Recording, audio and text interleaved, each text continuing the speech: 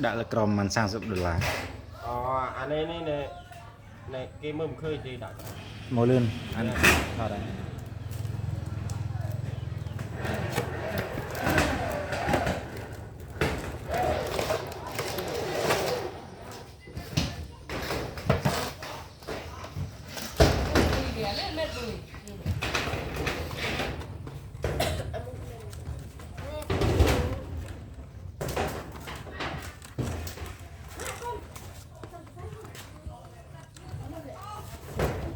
anh mua là bằng ai chơi đi đây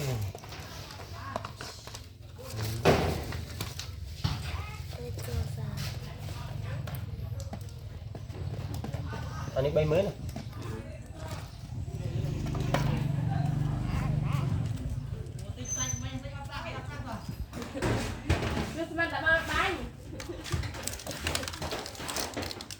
Tidak semua.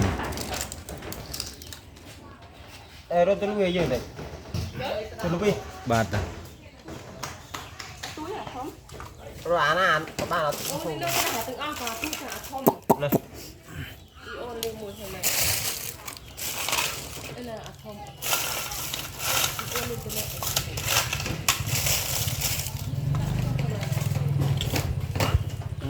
Bò nó sẽ luôn.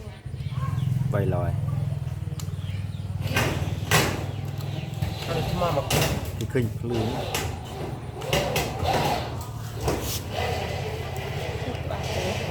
Cái bài của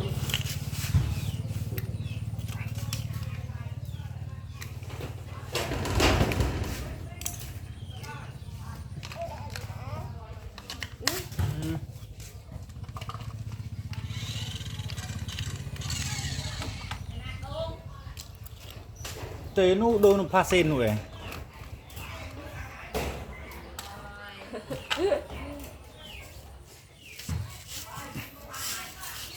nát cồn.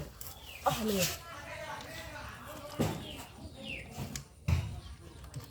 Hộp son.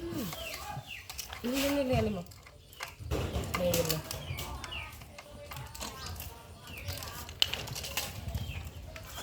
rồi phải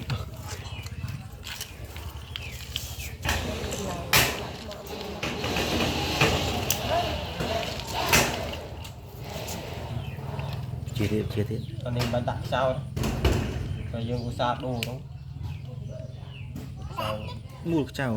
Có bạn thì Mua tổ mạng một tầng.